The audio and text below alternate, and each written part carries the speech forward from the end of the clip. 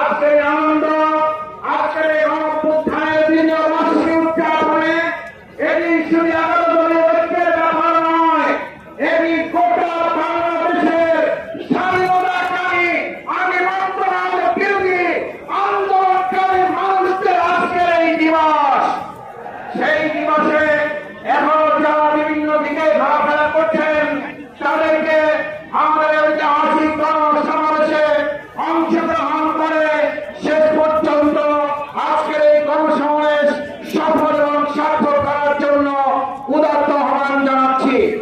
সংগ্রামী ভাই এবং বন্ধুগণ, আজকের এই ঐতিহাসিক গণসমাবেশ ঐতিহাসিক 2024-এর 5ই আগস্ট আমাদেরকে স্মরণ করিয়ে দেয় ওই দিন আধিপত্যবাদের পতন হয়েছে, আর কোন নতুন আধিপত্যবাদ এই বাংলাদেশে মাথা উঁচু করে দাঁড়াতে দেওয়া হবে না। আর কোন টেন্ডারবাজ সন্ত্রাসীদেরকে জগন্নাথ ঢাকা দিয়ে টাকা করেছে রক্তাক্ত করতে দেওয়া হবে না। আজকের এই গণসমাবেশ এখন এই মহাগ্রন্থ কোরআন থেকে তেলাওয়াতের মাধ্যমে শুরু হবে। আমাদের সাংবাদিক বৃন্দ শুধুমাত্র তাদের ক্যামেরার প্রয়োজনে যদি তারা ছাতা রাখার প্রয়োজন মনে করেন ছাতা রাখবেন, বাকি সময় ছাতা এবং ফেস্টুন গুলো যেভাবে রাখা দরকার সেভাবে রাখার জন্য আপনাদের প্রতি আহ্বান জানাচ্ছি। ছাতাগুলো বন্ধ করে ফেলবেন এবং ফেস্টুন গুলো যেভাবে রাখার কথা সেভাবে রাখার জন্য অনুরোধ করছি। যারা সামনের দিকে আছেন যদি সুযোগ থাকে আপনাদের বসে গেলে পিছনে দেখতে সুবিধা হয়।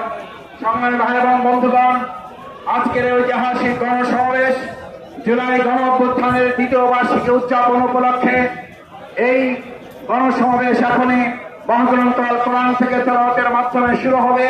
মহাগ্রন্থ আল কোরআন থেকে তেলাওয়াত করার জন্য অনুরোধ করছি প্রিয় কারি জনাব বেলাল হোসেন।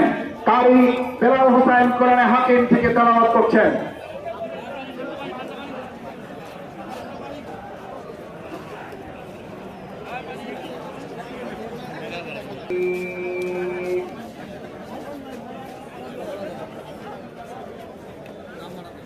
بسم الله الرحمن الرحيم